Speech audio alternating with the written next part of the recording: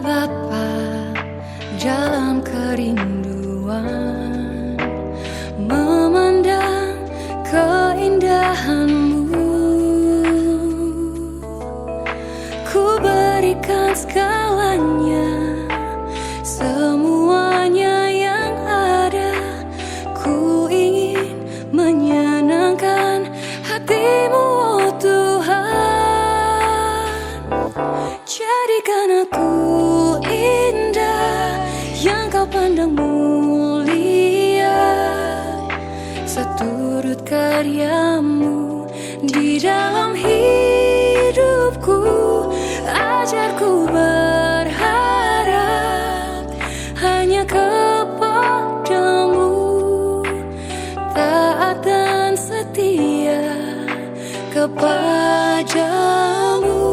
Tuhan.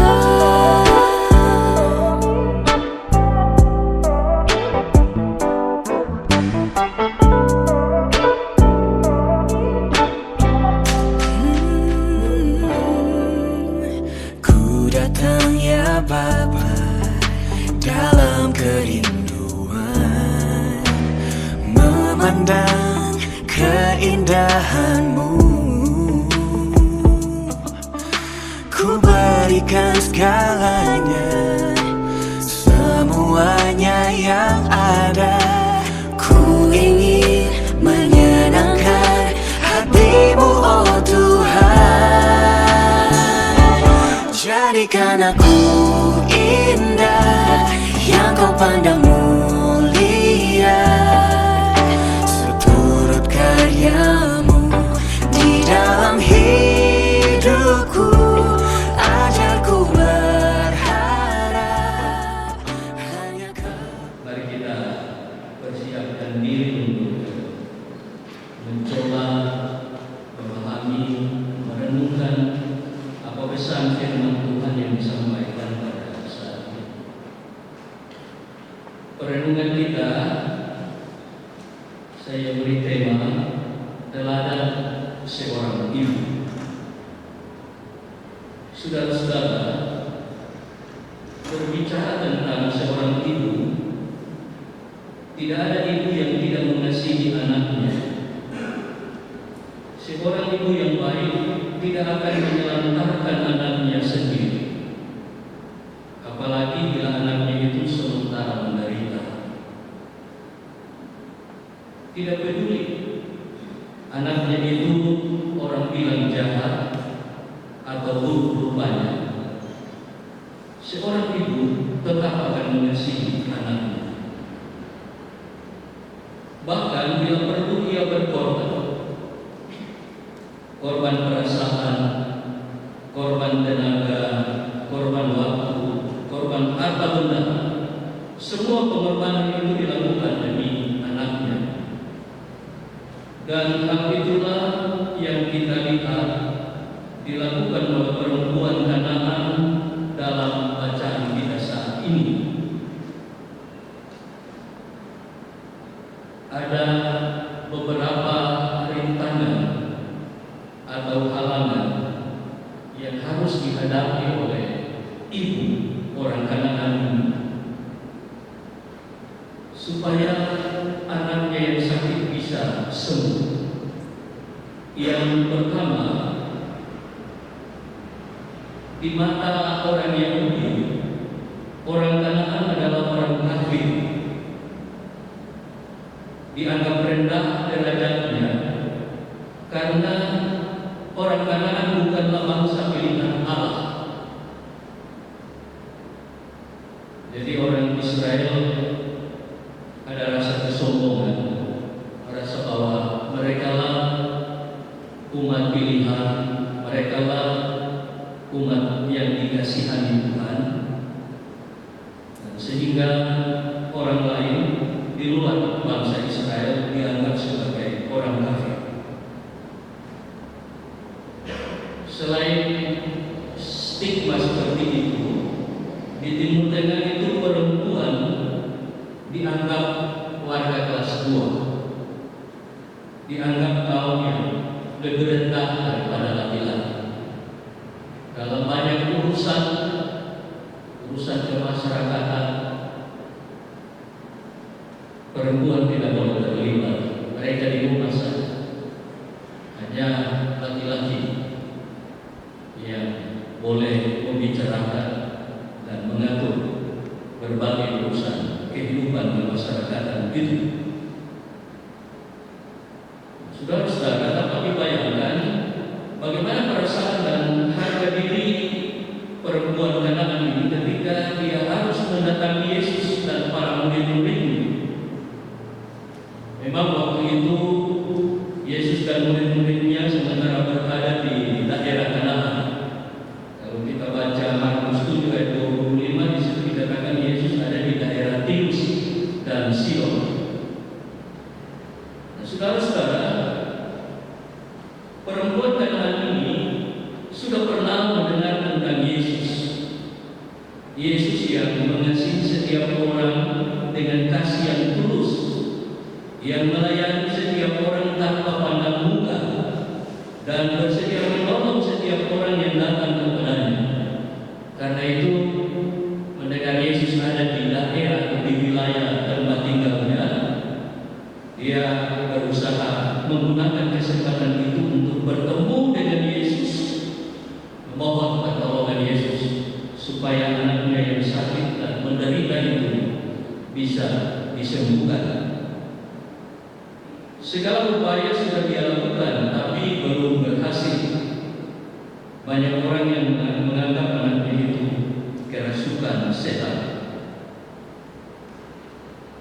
Tapi untuk bertemu dengan Yesus, yang pertama dia harus berhadapan dengan orang Yahudi. Karena Yesus orang Yahudi, murid-muridnya orang Yahudi, orang Yahudi yang menganggap dirinya orang Kanaan adalah bangsa kafir,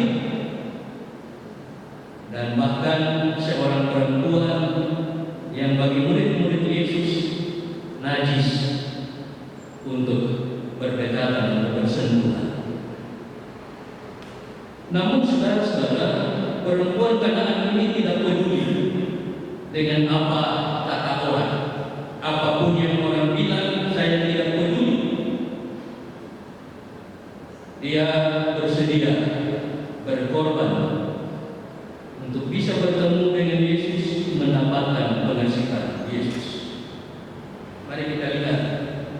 Ia berkata kepada Yesus, "Kasihanilah aku, ya Tuhan, anak Daud, karena anakku perempuan kerasukan setan dan sangat menderita."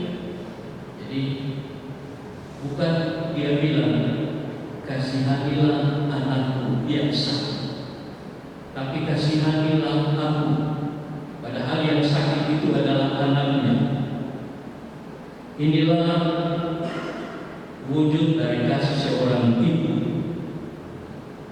Ibu yang merasa mungkin anakku sakit karena aku, mungkin karena aku lalai menjaganya, mungkin karena aku lalai merawatnya, sehingga dia sakit.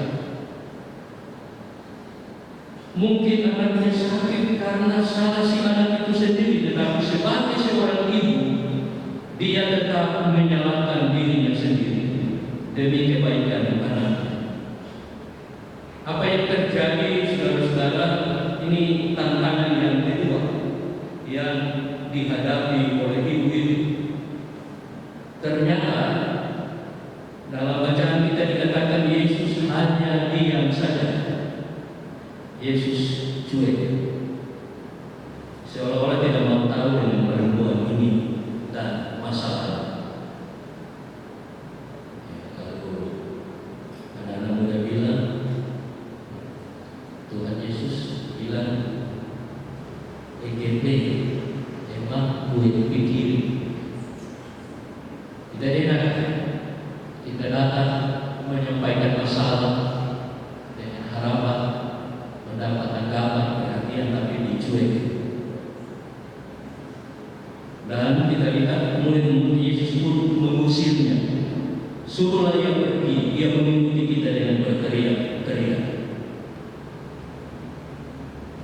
Bahkan mereka juga merasa jijik. didekati oleh seorang perempuan Kanaan. Akan tetapi tantangan yang kedua ini pun tidak menggoyahkan perjuangan ibu atau perempuan ini.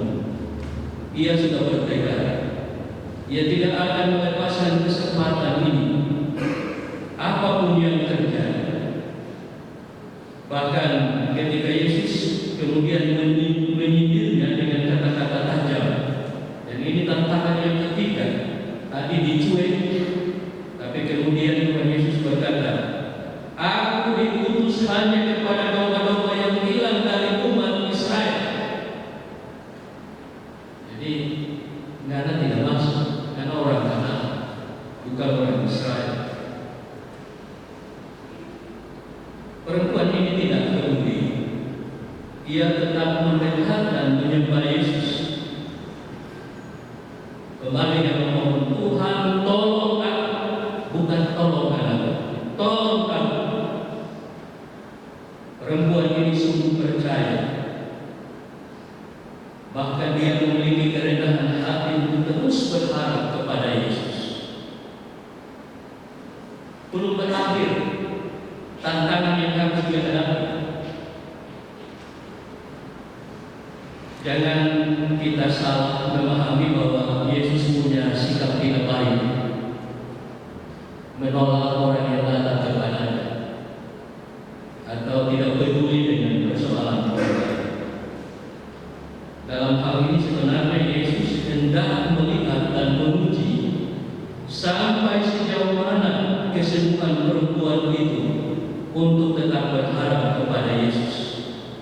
Apalagi dia orang Kanaan, orang asing, orang kafir di mata orang Yahudi. Jadi Yesus ingin melihat kesungguhannya.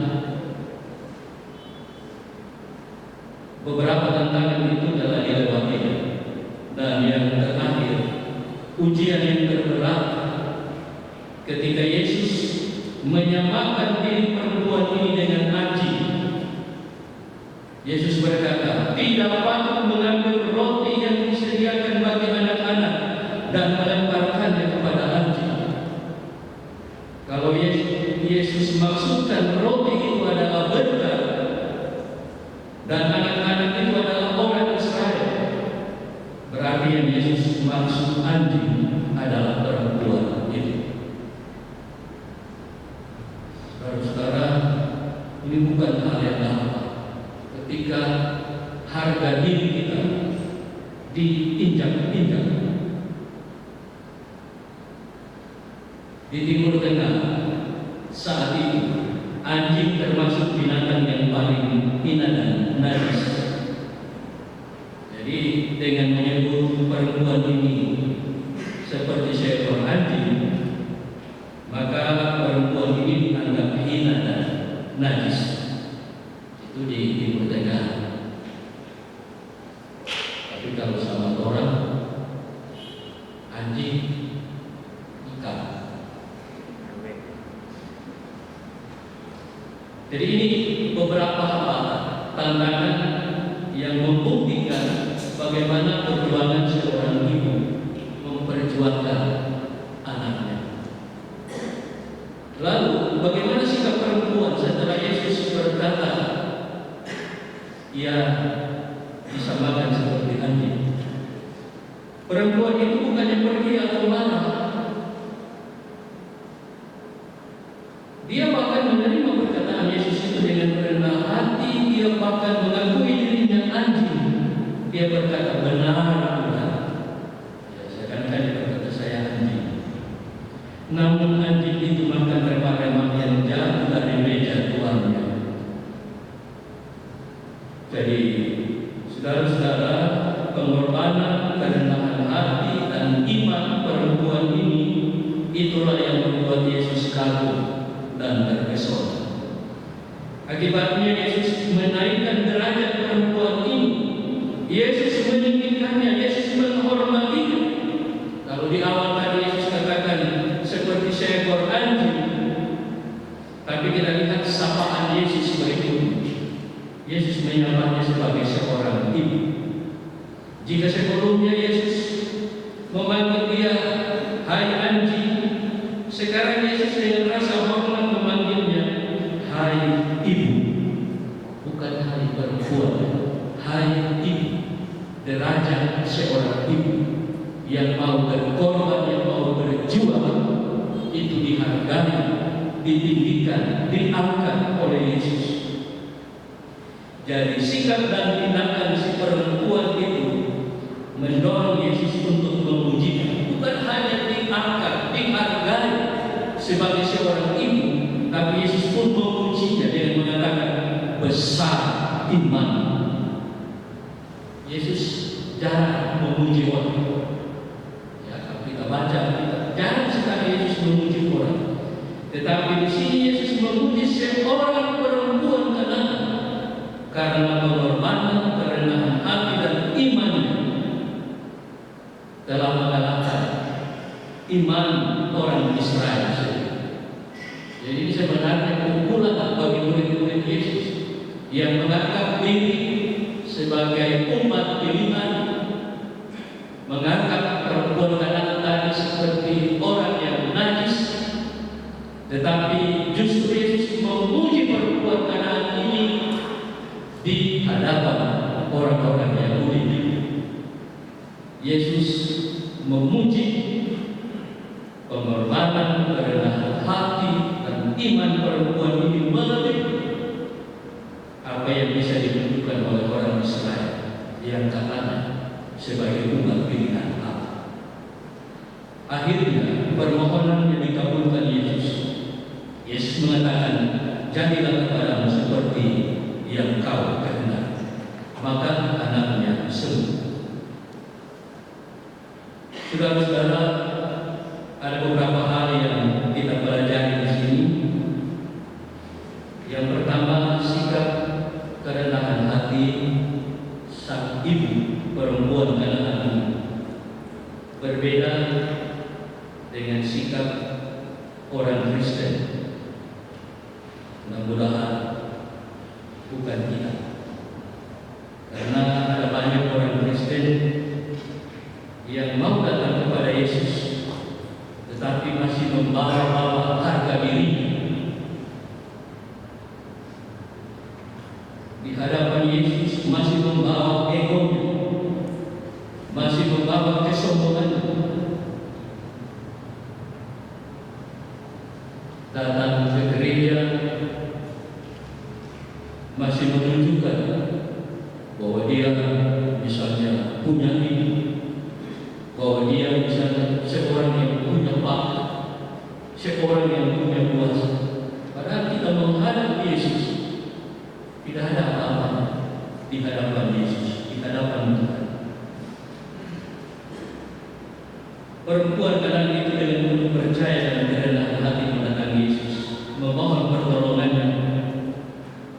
Dan ternyata kepada orang-orang yang demikian Yesus berkenan.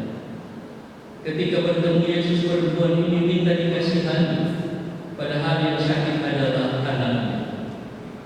Di sinilah kita melihat perempuan ini tidak menyalahkan anaknya, tetapi menyalahkan dirinya sendiri. Dan inilah tipe seorang ibu yang baik dan bertanggung jawab. Mari kita meneladani sikap seperti itu. Mari kita berhenti menyalahkan orang lain dan mulai menyalahkan diri sendiri di hadapan Tuhan. Mungkin saudaraku menderita karena aku. Mungkin kemelut terjadi dalam persekutuan pemuda Maranatha karena kesalahan tidak menunjuk orang lain. Dan kita berdoa kepada Tuhan dan memohon pengasihan.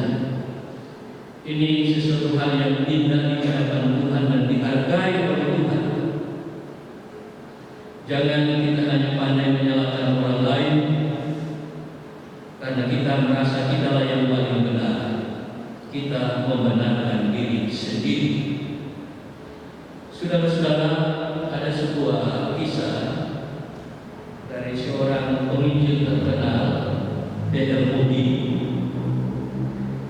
Dia berencana membawa keluarganya untuk jalan-jalan di kebun binatang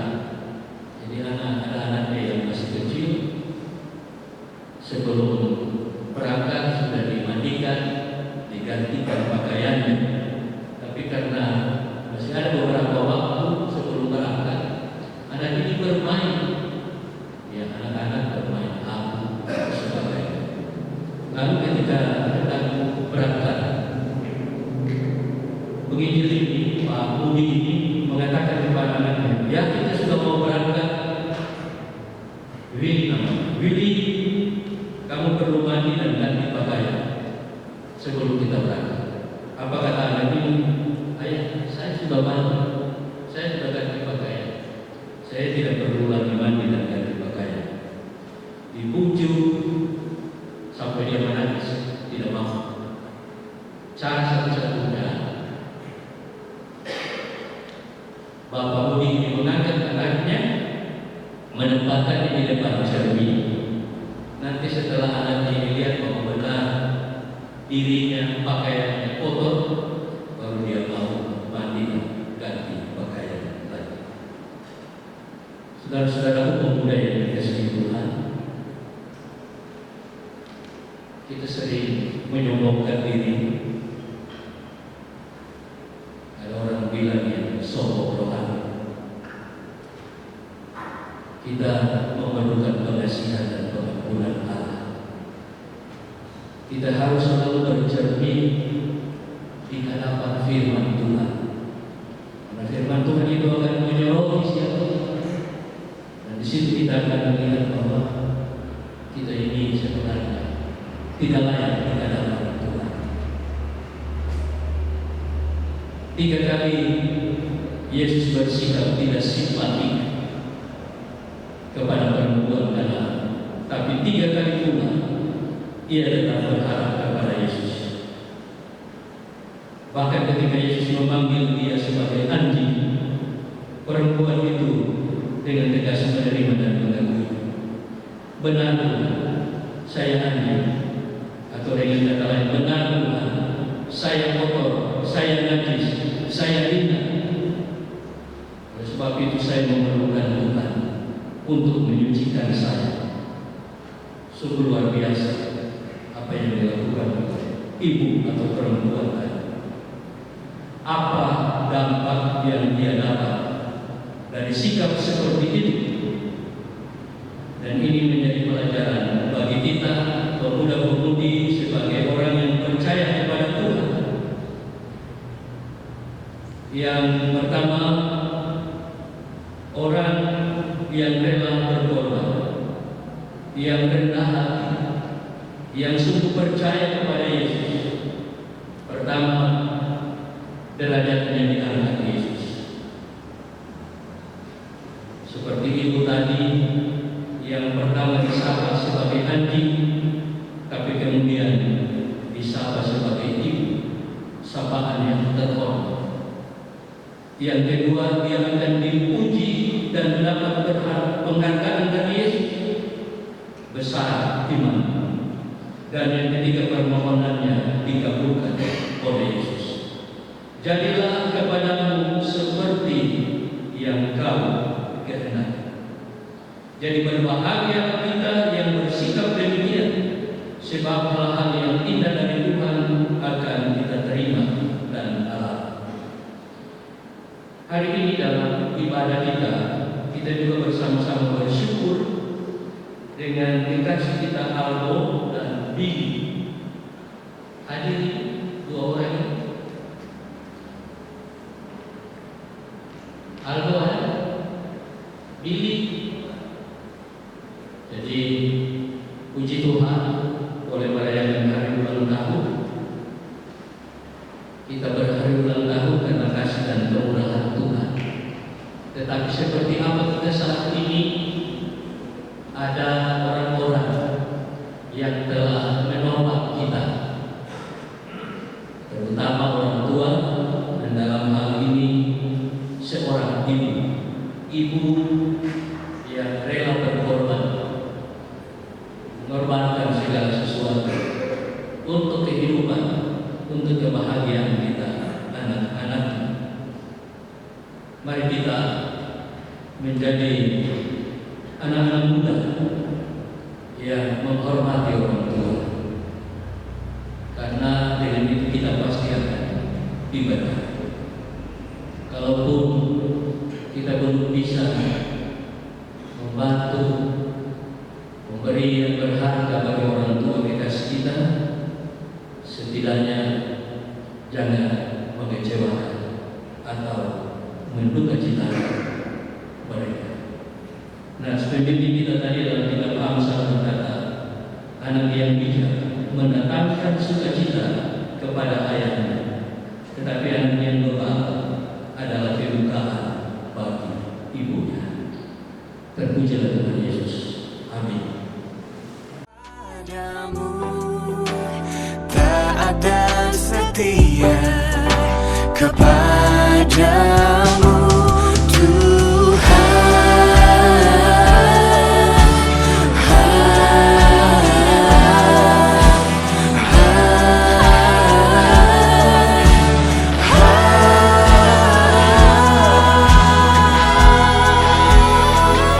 Jadikan aku indah yang kau pandang mulia, seturut karyamu di dalam hidupku.